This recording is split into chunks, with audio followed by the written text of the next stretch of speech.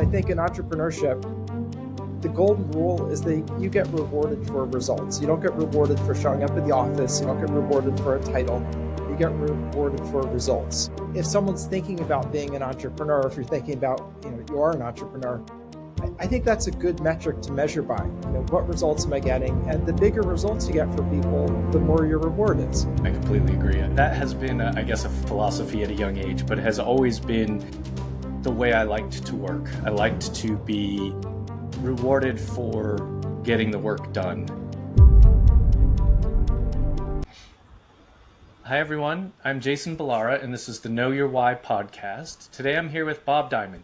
Bob's a licensed attorney, an experienced real estate investor, and a Harvard Business School mentor. He's known for making complex ideas easy to understand and empowering entrepreneurs to success. So we're going to circle back around to that, making complex ideas easy to understand, because I think that's actually a huge skill. But first, Bob, thanks for coming on the show today. Thanks for taking the time out to chat with me. I'm very excited. I think I'm going to learn some things today. So I'm really looking forward to this conversation. So thanks for being here. Well, thanks for the warm intro. And I just hope that I can be of some service and help today, and maybe help you and your listeners have some insights, maybe realize something new, maybe find a new opportunity. So, yeah, I hope so. Well, let's start with you. Let's talk about your background. Tell us about yourself, kind of what got you to where you are today, and we'll dive in. So I'm an entrepreneur for sure. That's deep in my bones. I had my first little business when I was 13, selling wood that I used to chop up in the backyard and sell, because back in the day, people were big on using like wood burning stoves. So that was my first little entree into entrepreneurship. And as I developed over the years, I had a franchise that I owned that put me through college. And then on my way out of college, I tried the corporate world. I was a consultant for Anderson Consulting. I worked for Coopers and Lybrand, and that just wasn't for me. That just put it mildly. I just didn't see the point to it. And I've always wanted to be evaluated on my results and what I bring, not on whether I'm friends with the boss or anything like that. And it's to my detriment sometimes, but that's just me. And, I'm kind of a quiet person that just likes to go about getting results and getting rewarded for that. And I think in entrepreneurship, the golden rule is that you get rewarded for results. You don't get rewarded for showing up at the office. You don't get rewarded for a title. You get rewarded for results. And, I think that's, if someone's thinking about being an entrepreneur, if you're thinking about, you are an entrepreneur, I think that's a good metric to measure by. What results am I getting? And the bigger results you get for people, the more your reward is. And in just an example, you have, let's think Bad Bunny is in the news right now. Huge stars going up, becoming one of the biggest pop stars in the world, I suppose. And so many people like to listen to his music, and so many people like to see him perform, that he's rewarded with enormous amounts of money and praise and adulation and stardom. And, it's the same thing if you're in a business. The more people that you touch and the more important it is to them, the more money you'll make. So when you're thinking about your business, when you're thinking about a new business, always think about it in those metrics. How many people am I going to touch? How valuable is it to them? And, can they and will they pay me to do that? Yeah. And I think if you do that, you'll do well. Yeah. No, I completely agree. I think that resonates with me. That has been, I don't know that I knew it was a philosophy at a young age, but it has always been the way I liked to work. I liked to be rewarded for getting the work done, in a quality and timely manner, like that to me. And that's how I try to, that's also how I try to compensate anyone who works for me. I just think it's such a more aligned way to do kind of anything, right? It's like, Bad Bunny's a great example. He's going to headline the Super Bowl halftime show. Like that's a huge reward for, good performance. You can use it in so many different examples. It's like, you in sports, you win for performing. You get paid by your performance, and a large part of the world doesn't work that way. But I do think that is for sure. It just resonates so much with me what you said, is that is, as entrepreneurship is at its core, is sort of performance based reward system. Like that's just how you get compensated for the work you put in. So I love that perspective. Well, tell us about, kind of your vehicle, I guess, if you will. I know mentioned you're an attorney, you're a real estate investor. So walk us through a little bit of that journey and kind of maybe those tie together. I'm not sure, So when but I tell us a bit about yourself. wanted to leave, the corporate job, I took a course from a gentleman who was teaching how to buy properties at foreclosure auctions. And I thought there's a good way to like pick up some houses, maybe do a fix and flip or two and see if that's my path. And I did that. I learned how to buy properties at tax sales and mortgage foreclosure sales, and tax sales being when you don't pay your real estate taxes. And, bought some properties, fixed them up, and enjoyed the process of fixing up and creating value, making a beautiful place and reselling it.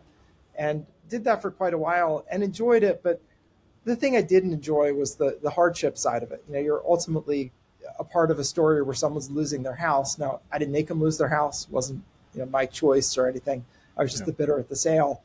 But at the same time, it was a little unsatisfactory to me because I really like to help people, not be the point of the spear chasing them out of their house. That just wasn't for me.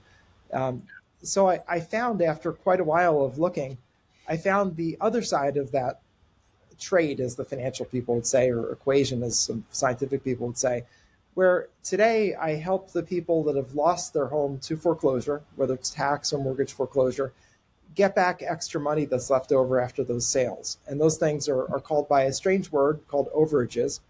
And it essentially just means that when the property sells for more than the debt that's due and owing, that extra money is up for grabs. And one of the grabbers can and should be the former owner. And you can think of it like if you think about a HUD-1 settlement sheet where you buy a house, or you sell a house rather. When you sell the house, so you have this top line sales figure, $400,000, for example. And then you have a realtor's commission, maybe that's $24,000. And then you deduct the mortgage, maybe that's a $200,000 mortgage, and so on. And you get to a point where there are no more deductions for any liens or charges. And that's the seller's proceeds, right? That's the check that they get at the end. Right. Really, a foreclosure auction is no different, except there's not a HUD-1 that you'll see. There is actually the equivalent somewhere in the government archives. But essentially, you take the top line revenue, which is the sale price at the auction, so whatever the top bidder paid, you deduct the cost of whatever is foreclosing, meaning the real estate taxes or the mortgage, and then any liens that are out there. Maybe it's municipal, sewer, water, trash, whatever. Sure. And what's left over is something the former owner is able to claim. But most of the time they don't claim it. So 72% of the time they don't claim the money because they don't know about it. So they have no idea that, like, they don't even have the concept. They're thinking, oh, they sold my house, so therefore the corollary is they keep the money.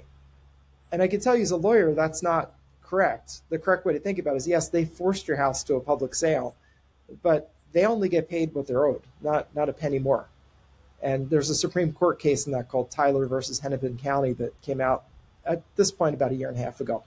And it said that the government can keep as much as it's owed for taxes, or the mortgage company keep as much as it's owed on the mortgage. And after that, anything extra is claimable by the former homeowner, and there has to be some process for them to do that. So what I do is I get these lists of monies that are left over from the sale, and then I contact the former owners and say, hey, Jason, good news. There's some money left over being held by the government that we can get for you. We can do that application process, do what we need to do to get it, and we'll do that on a contingent fee. So for a percentage, if and when we win. If we don't get anything, it doesn't cost you anything, so you really have nothing to lose. And we make that offer. And lots of people take us up on it. Some people don't. It's inevitable because a lot of people don't believe us. That's why they won't take us up on it. Right. Right. But we're often dealing with lots of money. These claims range from lows of a couple $1,000s. Those are sort of less common. I would say the mid-range is like $40,000 to $70,000. And then there are plenty of six-figure claims as well. Wow. And when you get... Are you planning a remodel or construction project? Overwhelmed by the process? Over budget? Extended timelines? Strained relationships? We are all too familiar. At Lark Construction Services, we help homeowners and business owners take control of their construction journey, from reviewing bids and contracts to catching red flags before they become costly mistakes. Our Clarity Audit is a one-on-one expert review of your plans, estimates, or current progress, giving you the peace of mind and a defined action plan to move forward with confidence. Don't let confusion lead to costly errors. Visit larkconstruction.com and schedule your free call today. Lark Construction Services, saving you time, money, and stress.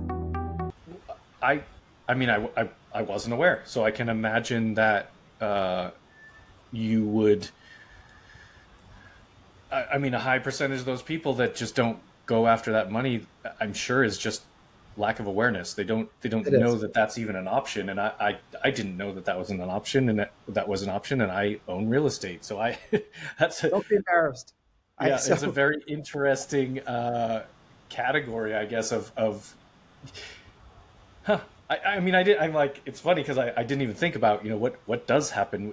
I guess to be honest, what I assumed happened is they just sold them for whatever, like the debt plus, like they always, I guess I always thought that they aimed just to break even, and that's just how it worked. It was like, oh, we have this much money we owe, this is what it'll cost for someone to buy it at auction. So you're partly correct. That's the opening bid is going to be whatever the cost of the auction plus the underlying debt. That is the opening bid. But these auctions are competitive and they're open to any member of the public. So, people go and they bid. I was at a recent sale at the Pomona County Courthouse, which is in Los Angeles, is probably now. And there are people like falling over themselves to bid on properties. Those were trustees sales, which is the same as mortgages.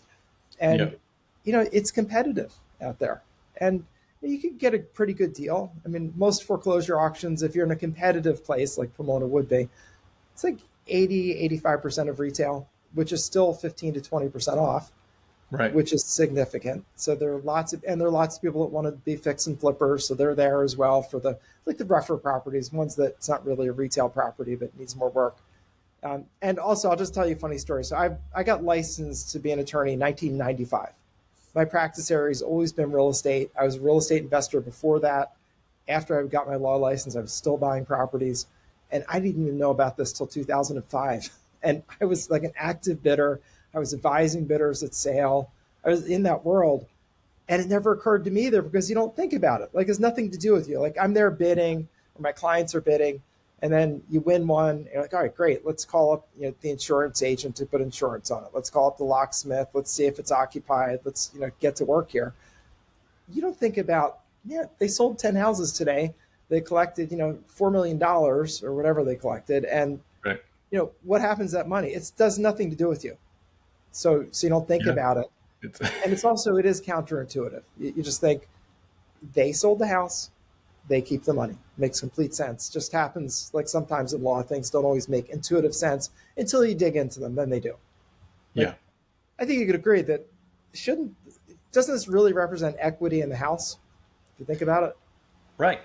No, I mean, it makes total sense. I mean, the reality is if you, I guess it all just depends on how much equity is in the house, right? Like, cause you could, I think people probably think, oh, I get foreclosed when I've over leveraged my house and I owe so much money that I just can't keep up with it. But that may not be the case at all because, one, it could be just some sort of, as you mentioned, like the things you don't really want to take advantage of, but it's like a job loss, an illness, a divorce, things like that, where people just can't keep up with the bills anymore and they lose the house. But that doesn't mean, because in Los Angeles, like a $1 million house is like a starter home.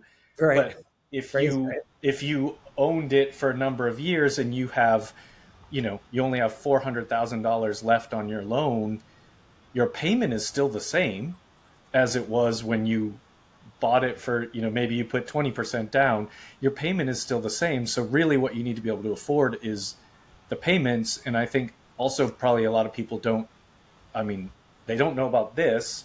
They also don't know probably how to access the equity.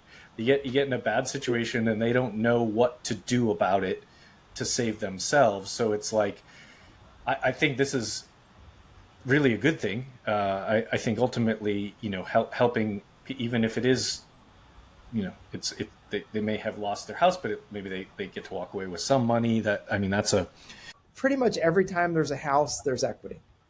Because in the past, if you look at the stats, which the best place to get is the St. Louis division of the Federal Reserve. They're the ones that sort of take care of the housing market stats for the Federal Reserve System.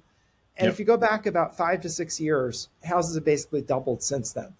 Now, some markets like LA has always been a little more of an outlier. Like it goes way up faster and further than everything else. Then when it goes down, it goes way down.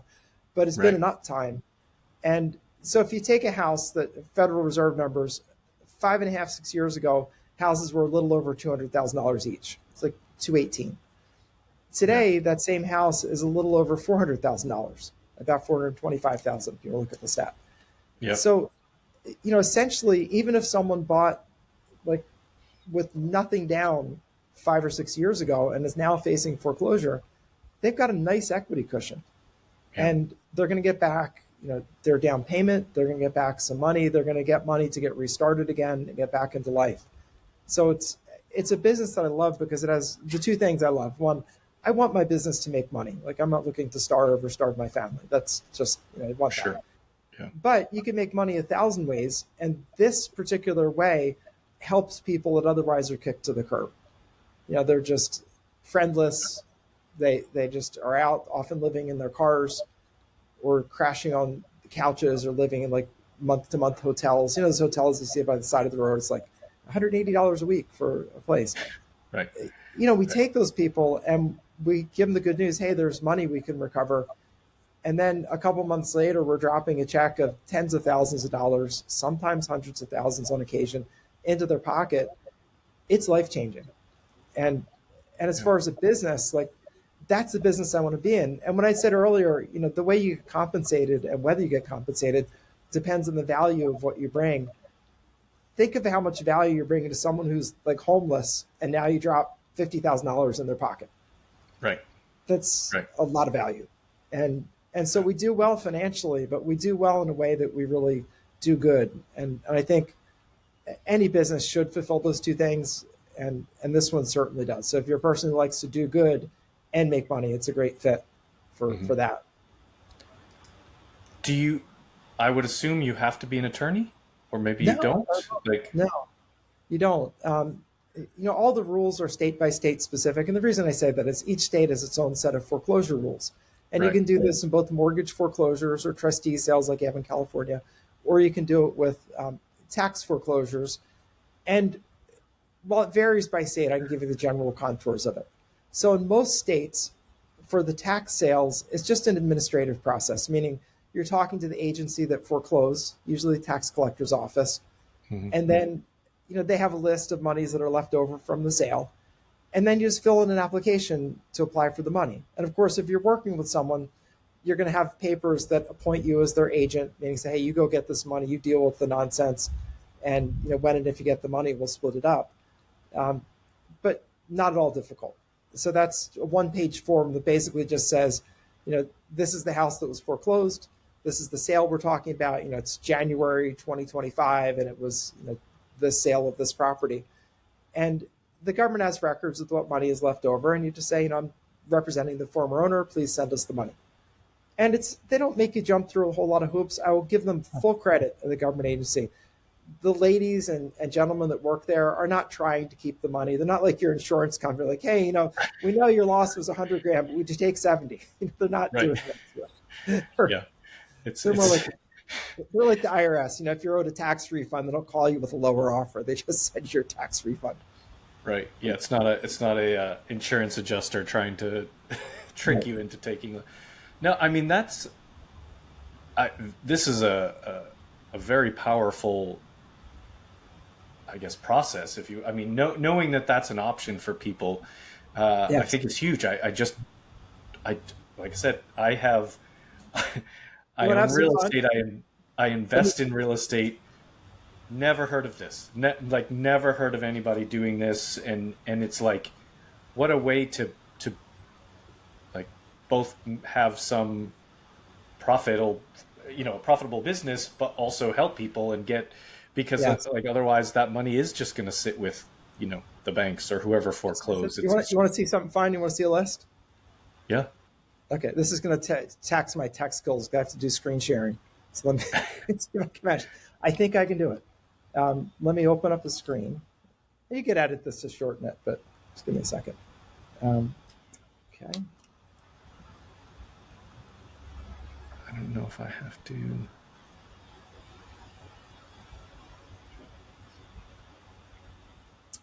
And Jason, this is just for whatever reason saying keep this tab open while uploading is done. So let me see. Okay, we're back again.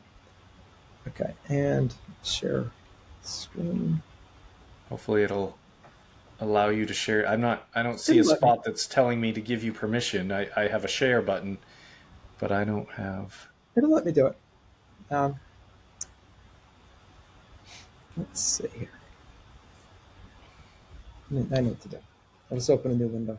Like I said, just edit this part to shorten it, but it'll take a second. And this will get me what I need. Okay.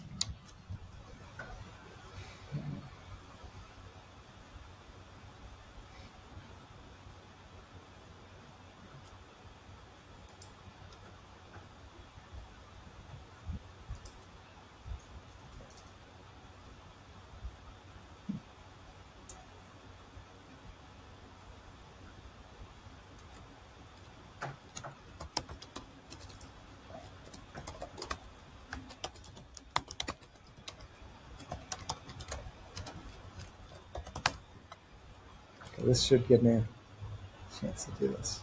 Okay.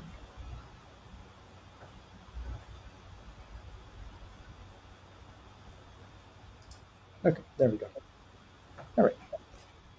So this should bring it up in a second. Okay. Do you see my screen? Oh, you see just a blank with Google search? Yes. Yep. Okay. So let me show you how easy it is to get these lists. And these things are available. They're about 3,000 counties in the U.S., 3,007 if you want to be precise. And pretty much all the counties have excess funds lists. So let's just do one. We'll pick part of Atlanta, which will have a good size list. So DeKalb County tax sale excess funds. Let's do that search. And then the tax commissioner is the one that has it. So you'll see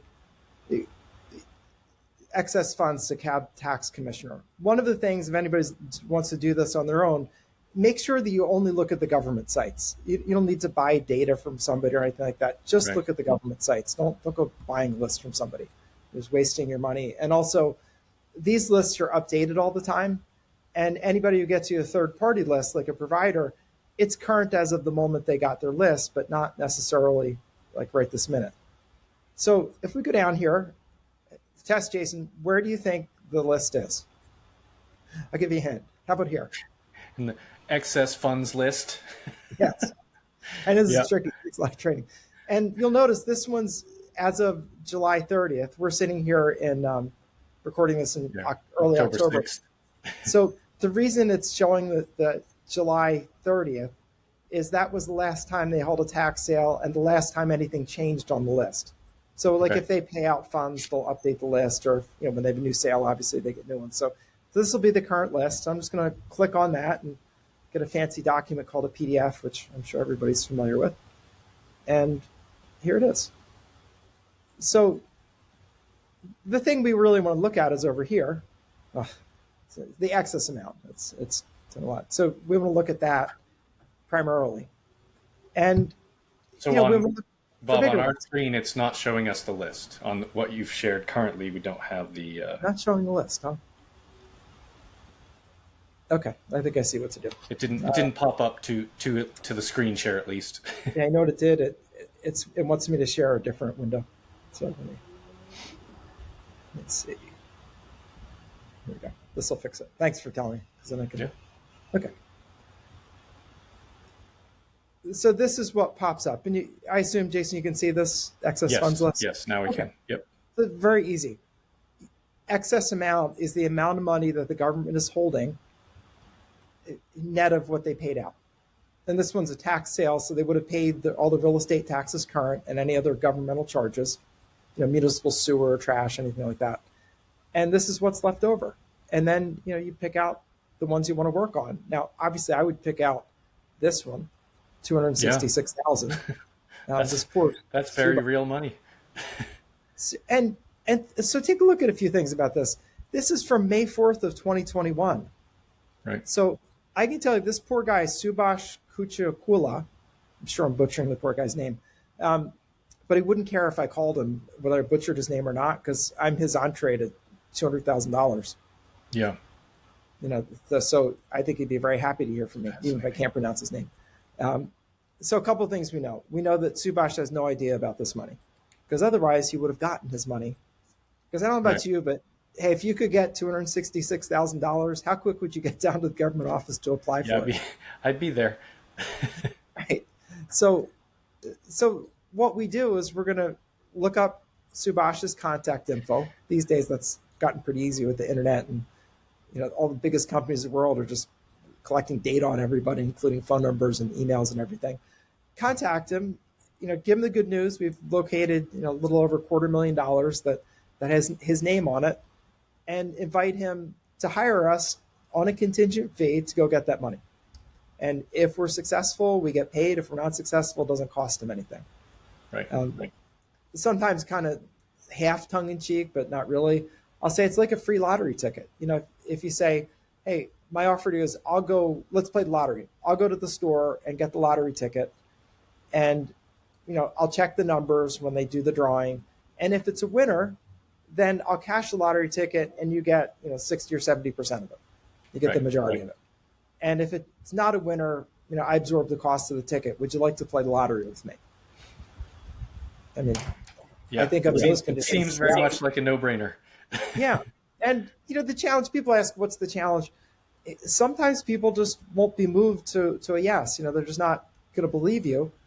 And so I always think of it, some people will, some people won't. You do your very best. I try to connect to everybody. Yeah. I can't connect with everybody. But the fact is there are about 3,000 tax sales every business day in America, and about 1,500 mortgage foreclosure sales. So I'm never at a shortage of people to talk to. And if Subhash doesn't want to work with me, that is a shame. I really wish he would, because we could both have a big reward for this. Right. But if he won't, he won't. But there are plenty of other people. I could work with the estate of Charles Polvino. That's the next one. It's $96,000, also from 2021. So again, I know he doesn't know about this money. And this is a matter of you talk to the heirs, which is easy enough to do. It's just amazing. There's another. Poor Nancy Jean Brewer over here is owed $103,000. It's just, it really bothers me that these people, because they do it in in date order. Mm-hmm. Just look at the kind of money we're talking about. All of those people could really use the money. They've lost their home. They could all use it. And it's not like the list doesn't go on. The list just goes on and on. So that's the first page, and there's another page. Again, Debbie Pace, $133,000 for her, $79,000 for Rebecca. Now, don't shortchange Rebecca just because she's not owed as much. You should call her too. I mean, it's ridiculous. And I assume you can see these numbers, okay? Because it's just it's exhausting to me in a way, because I can't get. Oh, there's one. $2 million. I really should call him. Brown Village Apartments, $2.8 million. Yeah. Where's my phone? Yeah, it's that's one you need to get on right now. It's ridiculous. It's just ridiculous. It just goes on and on. And but wait, there's more. It's like late infomercial. Yeah. And it's just ridiculous. And here's one, $550,000. These guys are pretty good too. Lux Home Properties. I mean, and that's very recent too. That's just a couple months back. So, the other sad thing about this is that, so statistically speaking, 72% of the money never gets claimed. And I got that stat from not only my general, just being in this business for 10 years, but also the state of Maryland publishes statewide figures. Yeah. And I looked at 4 years worth of the last 4 years of their activities. And it's within a couple of tenths of a percent of 72% every year gets unclaimed, and they keep it.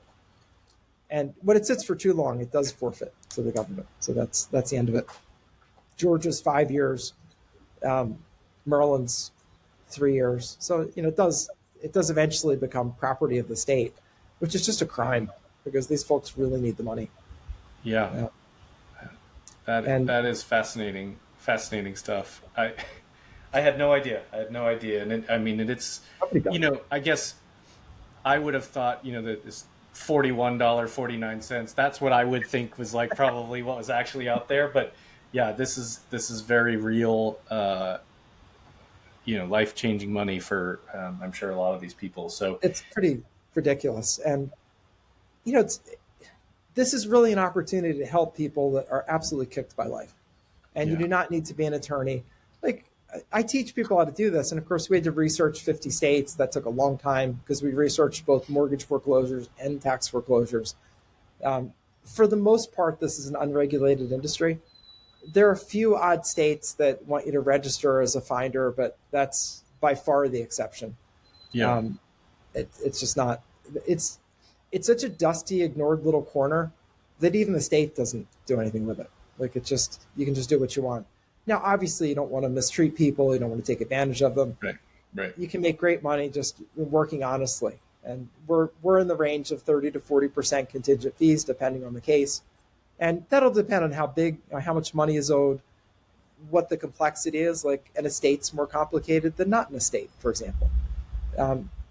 But 30 to 40% is our range. I modeled that after what contingent fee attorneys do. Right. It seems to work. Yeah. It makes the financing work and everything. And the other thing I really like about this business, it's really easy to bootstrap yourself. You don't need to go borrow money. You don't have to take out a mortgage. You don't have to raise money from friends and family or go on GoFundMe to try to get money. It's just not that, because you get a list, which is free. And then you look up their contact info. That's easy to do. And then you reach out on the phone and call them. And if they want to sign up, they hire you. Again, it doesn't cost anything. And then you submit the paperwork to get the money. And most cases cost us about $100 to submit. And if it doesn't work out, it's $100. Not really a big deal. But when it does work out, which generally it does, when it does work out, we're making great money. We're making a huge difference in the lives of people who really are down and out. And these, like I say to my friends, I'm like, I serve the Widows and Orphans Society. Like, these are people that have had something really difficult happen. They've had a huge emotional loss, and I come in and help them. And, it's not like I don't think about the money. That's not where I'm focused on. Like, I'm aware of it, but I'm not thinking the money anymore of like when you go to see your doctor and you're like assessing you, that they're looking, oh, how much can I squeeze out of this patient? They're really thinking like, how can I help this person? What are my options? What medications? What treatments? Yeah. They're not, they're not looking for that. And I think of it the same way. I just think of, all right, here's a person that I can help. And I think for anybody out there in this audience is thinking about it, I think that kind of personality is the ideal one for this, where yes, you want to make money. Like, that's, of course you do, you're in business, but that's not like at any cost, or you just like, that's all you want. It's much better business for someone that just has a heart, because I love that, to be able to help people. Yeah. It is very fascinating. Like I said, I knew nothing about this. So I love that this is a thing. That's what really, I've said this before, but one of my favorite things about doing the podcast is just that it's I learn about so much, and real estate has so many different angles to get involved and be an investor, or just there's. I think that's what sometimes stops some people, is there's almost an infinite number of ways to get involved in real estate, but it's really kind of fascinating to hear. Bob, when people hear this and they want to connect with you, what's the best way for them to reach out? Just, if you go to bobdiamond.com, you can see there's about a 90-minute presentation that I did on this, just to explain all the details of it. That's really designed to help someone decide, hey, is this something I'd want to do or not do? And like I said, I think the right person for this is someone who has a heart, like would love to help people, but also someone who wants to start a business with minimal risk, because you don't need an office, you don't need a staff, you can absolutely be an army of one doing this. You may want to grow. Like I've grown a pretty sizable business, but you don't have to do that. And the opportunity set is enormous. Like I said, there are about 3,000 tax foreclosures per day, about 1,500 mortgage foreclosures per day. And pretty much every time there's a house, there's an excess funds on the tax foreclosure side. In mortgage foreclosures, generally there's equity because the mortgages that foreclose are older. These are not like it was made last year kind of mortgages. These are ones that are 10, 15 years old. And just because houses have gone up so much in value, consistently there's equity. And you don't need to guess. You can see it on the list. It's not like I'm like getting a blind list where I get 30 people owed money but I don't know how much. I literally get the list with names and amounts, and that is the exact amount. Right. So it's easy to pick them. And often when people start, an easy thing to do is work on some smaller ones. And there are ones where they're $3,000, $4,000, $5,000, where if you mess it up and say the wrong thing and don't get the deal, you're not kicking yourself. And if you do get the deal, it's still good money. You make a couple $1,000, and that's good. But then after that, get on to the bigger ones, because if you want to have impact in life, especially on the people that are foreclosed, in addition to your own bank account, but focus on the people that were foreclosed, the more money you get them, the more good you're doing them. It's not, because I sometimes have people that they'll get wound up about money, and they're like, well, I feel sorry for people that could get $3,000 or $4,000 and no one's calling them. I'm like, yeah, but that's like, they pay off their credit card bill or something, and then they're not really out of their hole. But if you get someone $50,000 or $100,000, that can be really life-changing for people. Yeah. And so my contention is that you do that. But again, it's a free country. I mean, there's all kinds of people are going to take this on. And I think whatever you do, as long as you can do some good for other people, you should do it. Yeah, and that's completely agree. Tell me the website. It's bobdiamond.com. Gotcha. Okay. All right. Perfect. We will. Sorry. We'll get that in the show notes so people can connect with you and watch the presentation and learn even more about this. So, but thank you so much. Thank you for coming on the show today. I'm sorry for the technical difficulties, but I appreciate you hanging in there. This was just super fascinating. I was just glad my internet worked the whole time, because living where I live, sometimes it doesn't. So I'm really happy. And if I can never be of any more service, please reach out. I'm happy to. My experience base is real estate lawyer, investor since 1989. So I've kind of seen it all, done it all from commercial to residential, gotten clients out of trouble, got myself out of trouble. And occasionally, like in 2008, when I was neck deep in real estate development and the world crashed, I had to go renegotiate loans and restructure things. That's, a matter of fact, why I know the values in Los Angeles, because I helped a whole bunch of people out there restructure loans. And so any way I can provide value, I'm happy to. So just keep me in the Rolodex, and I'm happy to help. Perfect. We'll do. We'll love it. Hey there, I am Dr. Jason Ballara, and this is the Know Your Why podcast, where we explore the why behind success. Every week, I meet with real estate investors, veterinary entrepreneurs, mindset coaches, authors, and fitness professionals to uncover their why and how it drives them on the winding road to success. What is your why?